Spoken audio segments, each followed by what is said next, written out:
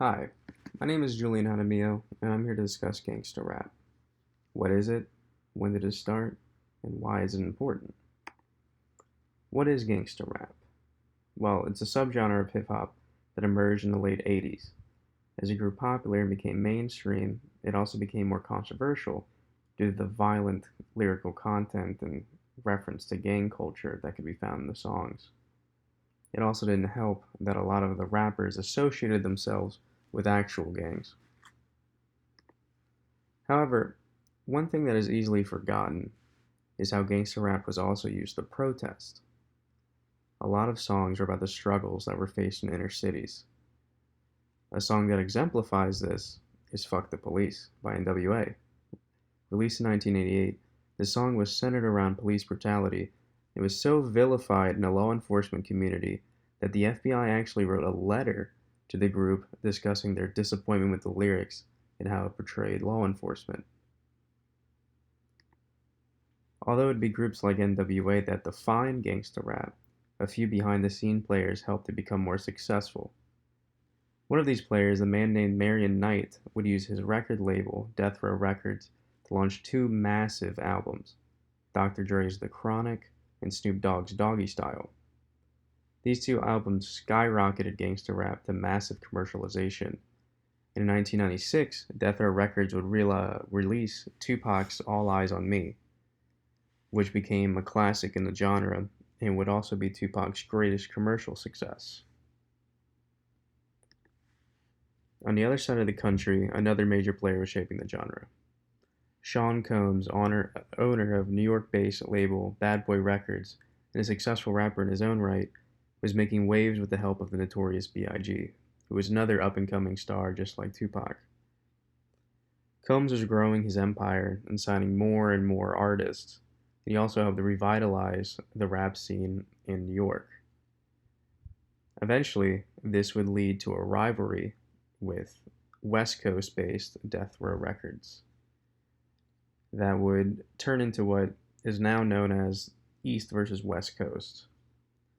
So, this was a huge rivalry between West Coast rappers and East Coast rappers. It mainly involved Bad Boy Records and Death Row Records, and by extension, their two biggest stars, the notorious B.I.G. and Tupac, respectively. Initially, it was just mostly diss tracks and parodies being thrown at each other, but it soon escalated as Tupac accused the notorious B.I.G. and Sean Combs of being involved in a shooting and a robbery that was aimed against him. And later on, Marion Knight would accuse Combs of being involved in a shooting of a very close friend of his. This rivalry would bleed into the music that was created by the artists, as they would just sort of diss each other through all their tracks. And eventually, this caught the media attention, and it got a lot of attention at the time. It would also cause fans to actually choose sides. But on September 7th, 1996, Tupac was shot and killed, and his murderer has never been found. Um, but 6 months later, the notorious B.I.G. was killed in a drive-by shooting. This ended the rivalry between the two, um, and would cause Dr. Dre and Snoop Dogg to sever all ties with Death Row Records. In fact, Snoop Dogg would later say that he was actually scared for his life and felt like he was in danger staying there.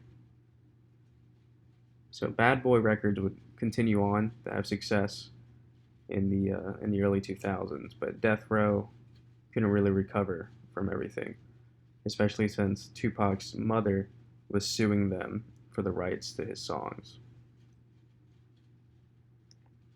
Now, the impact of gangster rap cannot be underestimated.